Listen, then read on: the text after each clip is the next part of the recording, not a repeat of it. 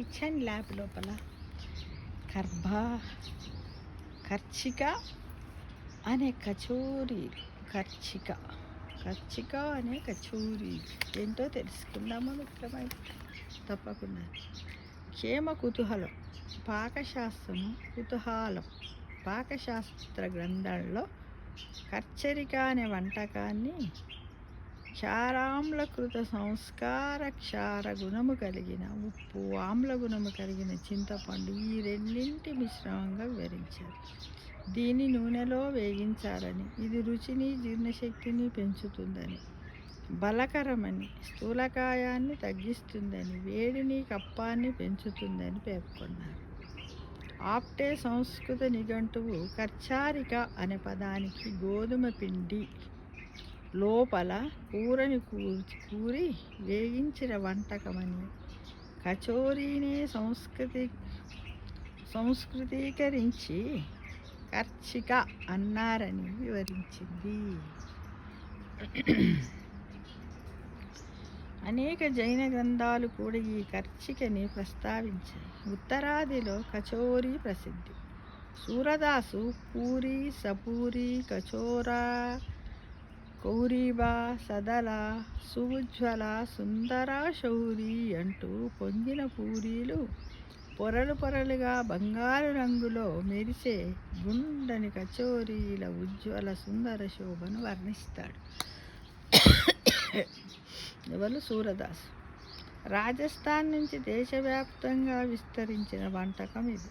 రాజస్థాన్ నిఘంటువులో కచారా పదానికి నలపటము, మర్దించటము అనే అర్థాలు కనిపిస్తాయి. పూరీ పిండిని మర్దించి అనేక పొరలుగా వత్తుతారు. లోపల స్టఫ్గా కూరేందుకు తగిన సుగంధ ద్రవ్యాల్ని కూడా మెత్తగా ముద్దగా చేస్తారు. కాబట్టి కచారాలతో తయారైనది కచోరీ అయి ఉండవచ్చు.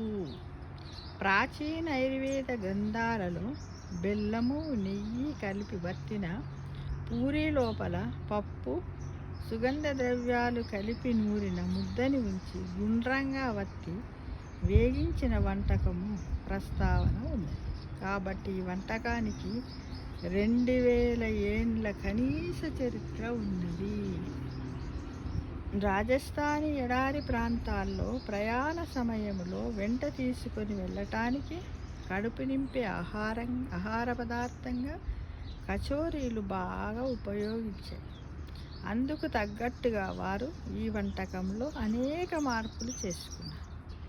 జోధ్పూర్ ప్యాజ్ ఉల్లి కచోరీ, మావా కచోరీ డ్రై ఫ్రూట్స్తో చేసినవి, బికనీర్ రాజ్ కచోరీ రాజస్థానీ కోటా కచోరీ అంటే ఘాటైన మసాలాతో చేసినవి, కచ్ ప్రాంతంలో మినప్పప్పు లేదా పెసరపప్పు పూర్ణంతో చేసిన కచోరీలు ప్రసిద్ధి.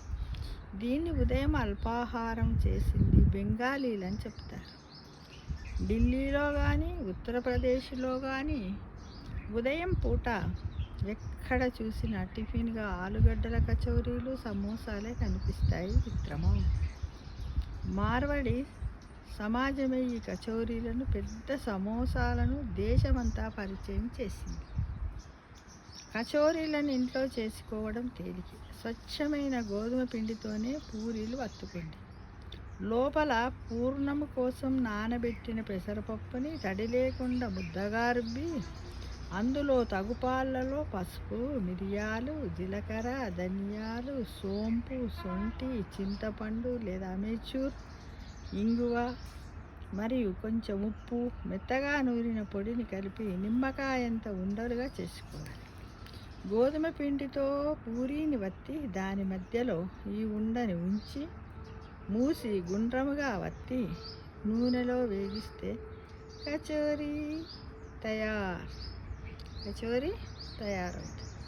పూరీ వండుకొని కూరతో తినటం కన్నా కూరనే పూరీలో పొదిగించి వేగించి తినడం తేలిక, రుచికరంగా కూడా ఉంటుంది మిత్రమా. ఉదయం పూట అల్పాహారంగాను, సాయంకాలం స్నాక్స్ గాను కచోరీలు తింటే చాలా మంచిది. కచోరీల కోసం పూరీని అనేక పొరలు వేసి పొరకి మధ్య నూనె పట్టిస్తూ వత్తితే కచోరీ పొరలుగా కరకరగా ఉంటుంది. అదే కాస్త కచోరి అంటే. తీపి, పులుపు, ఉప్పు, కారము, వగరు, చేదు 6 రుచులు కలగలిసిన షడ్రోపేత వంటకము కచోరీ. ఈ కచోరీ తినడం వల్ల మన శరీరానికి అన్ని రకాలైనటువంటి విటమిన్స్, పోషక పదార్థాలు అందుతాయి మిత్రమా. కాబట్టి ప్రతి ఒక్కరూ ట్రై చేద్దామా మరి తప్పకుండా. ఎందుకంటే హెల్దీ డైట్ అన్న వెంటనే మనందరికీ రెక్కలు రావాలి. కష్టం అనకుండా, ఆయాస పడబోకుండా మనం అందరం కచోరీలు తయారు చేసుకొని తిందాం తప్పకుండా. ఎప్పుడు న్యూ ఇయర్లోగా తిందాము, న్యూ ఇయర్ తర్వాత తిందాం. ఓకేనా ఫ్రెండ్స్? నెలకొకసారైనా తినడానికి ప్రయత్నిద్దాం తప్పకుండా. Thank you for watching.